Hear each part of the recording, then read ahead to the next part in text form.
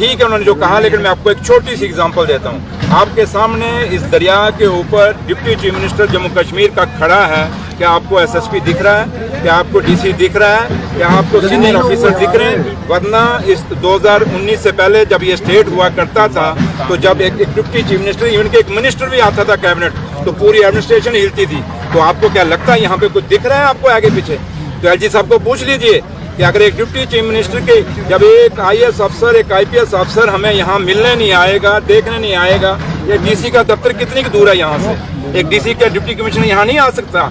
क्या यहाँ पे एक एसएसपी नहीं आ सकता है? क्या डीआईजी आईजी नहीं आ सकते कि डिप्टी चीफ मिनिस्टर स्कूल पे आ रहा है? क्या मेरा प्रोग्राम वहाँ से नहीं आया? अगर आप लोग सब आए हैं, अगर आपको पता लगा आप सब आए हैं, तो क्या उनका फर्ज नहीं पड़ता? यहीं से आप अंदाजा लगा लें, अगर यहीं अगर एलजी साहब आए होते तो क्या ये सड़कें जाम हो गई होती?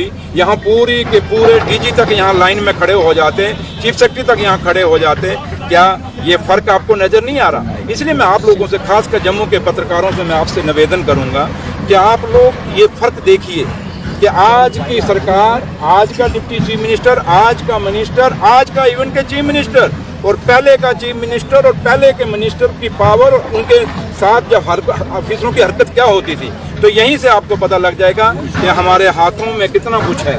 ठीक है, बीजेपी जो मर्जी बोले, एलजी साहब जो मर्जी बोले, आज़ाद मुल्क है, ये आज़ादी हमें बोलने की हमारे आइन ने दी, बाबा साहब भीमराव अम्बेडकर साहब ने दी हुई है, हम बोलते हैं। लेकिन सच्चाई ये है कि अगर इस नाले के ऊपर, इस तवी के ऊपर, इस माँ सूर्यपुत्री के किनारे अगर डिप्टी चीफ मिनिस्टर खड़ा है, तो आप खुद अपने तरफ जब ये चलाएंगे अपनी न्यूज़, तो कम से कम बीच में ये भी जिक्र करें, क्वेश्चन मार्क एडमिनिस्ट्रेशन को करें कि जब डिप्टी चीफ मिनिस्टर आता है तो क्यों डीसी गायब हो जाता है, क्यों एसएसपी गायब हो जाता है, क्यों डीआईजी गायब हो जाता है, क्यों डिबकॉम गायब हो जाता है, क्यों सारी एडमिनिस्ट्रेशन गायब हो जाती है। ये मैं आपको आज मैं हूँ इस पोस्ट पे, कल कोई और होगा, क्या पता मुकद्दर का आप में से कोई हो जाए, क्योंकि पत्रकारिता में से बड़े लोग लीडर बने। तो इसलिए मैं आपसे एक बात, जब मैं बना हूं तो मैंने एक गांव से उठ के यहाँ तक पहुँचूँ, कभी नहीं सोचा मैं इस मुकाम तक पहुँचूंगा।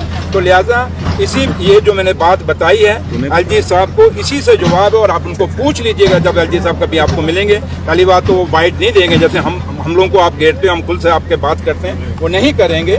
लेकिन फिर भी उनको पूछिए कि ये ऑफिसर जब इन लोगों को एडमिनिस्ट्रेशन जो है, जो आज की सरकार है, उससे दूर क्यों रहती है, एक बीच में गैप क्यों है, एक बकवा क्यों है, ये सवाल उनसे खड़ा कर लीजिए। Thank you.